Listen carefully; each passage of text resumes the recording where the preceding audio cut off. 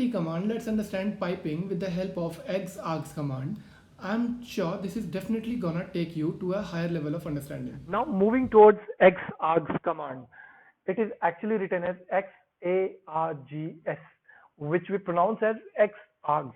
So let's go to the man page and see why XARGS command is required and what is actually XARGS command. So we are into the man page of XARGS, and as the name says, it is used to build and execute command lines from standard input. Okay, so that is something very cool. I'll just tell you how to use it. So just let us press Q, and you can go through the man page later at your own time. So the exargs command, this actually uses to convert the pipes data into a command line argument which the command line understands or accepts. So just to know it better, if I'm using cat fruits.txt and if I pass it to the echo command, since echo command does not take the standard input, okay, so echo command will only work when I'm giving it a command line argument, like we have read this in the input output chapter. So let me press enter and show you that this command will not give you any output. Yeah, you have not received any output over here. Otherwise, this entire fruits.txt, had it been passed to echo, this entire list would have been displayed over here. So what we should be doing now, to in order to give echo the output down a pipeline, we have to use the XARGS commands. That means whatever output is getting generated from this has to be converted into a command line argument rather than just keeping it as a standard input. Okay, so we will be using the same command XARGS. We just need to enter XARGS after the pipeline, and then we enter the command echo, and here I will be pressing enter button. So this have listed in a different manner though, but we have received the entire data. So what actually have happened, exargs have converted the output that got generated from this command, and then it has converted into a command line argument which actually the echo command was able to understand, and then echo command have interpreted that and it displayed this. I'll show you this again with a new example. Let me first clear the screen.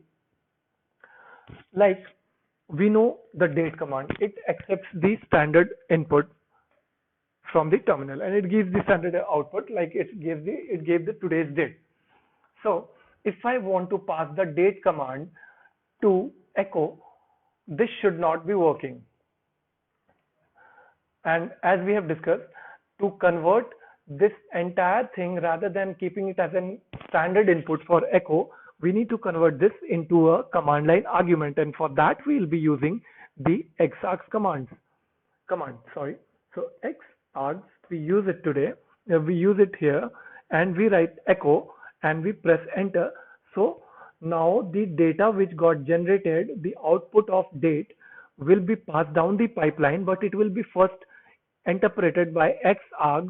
That means XARGS will take the standard output from this, it will convert it into a command line argument and then pass it down the other command, which is echo, and echo will read it and it will execute the data. So you can see that echo have executed the data in the fashion we wanted. Now if you want, you can use redirection and you can write date.txt, and this data will come over here to a new file which got created, and it is having the data over here. So now you know how to combine a pipe and redirection along with converting the same thing to a new command line argument. I'll show you one more thing over here.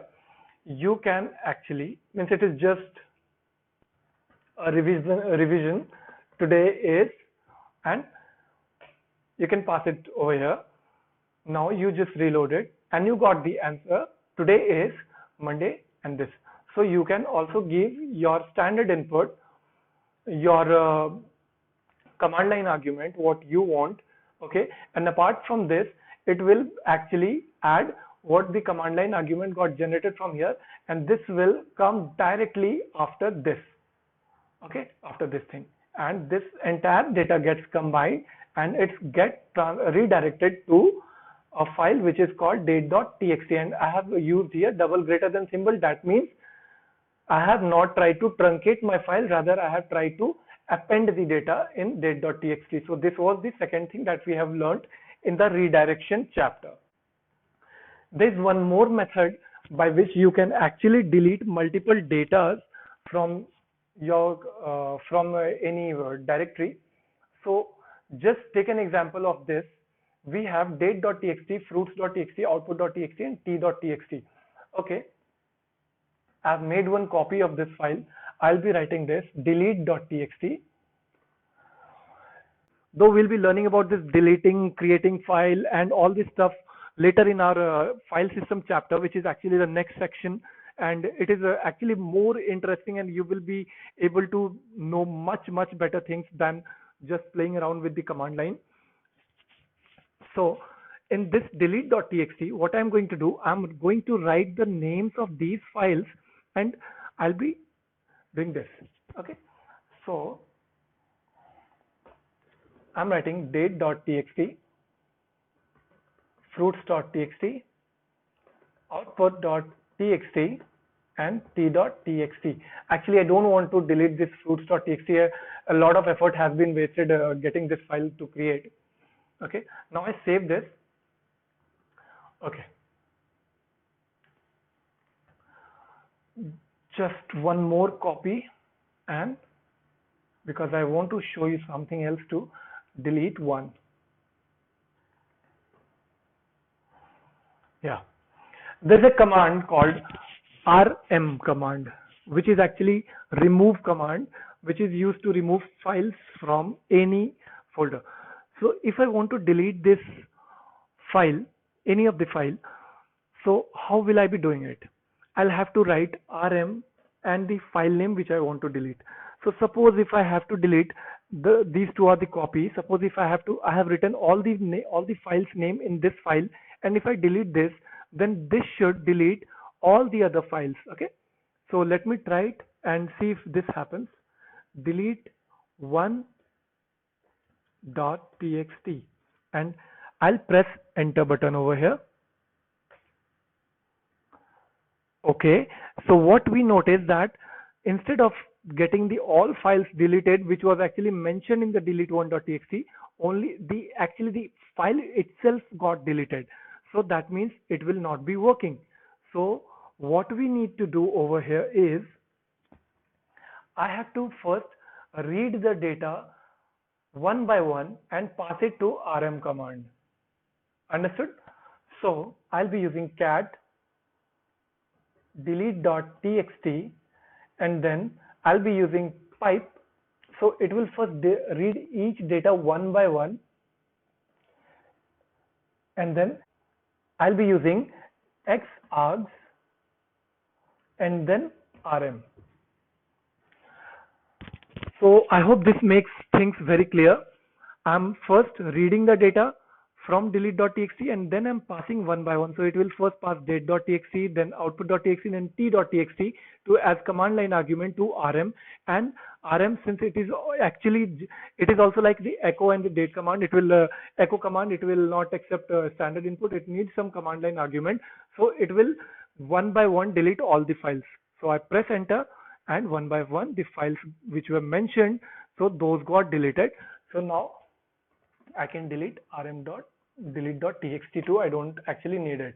I may require this file in the coming chapter, which I'll be teaching about aliases. So that's all what I had to give you regarding the fundamentals of piping and the piping concepts. So to summarize, what we saw was pipes can send output from one command as input to another command. T command is used to store data into a file before passing the data into another command into a pipe. Then XARGS commands allows you to convert the pipe's data into a command line argument, which the command line accepts.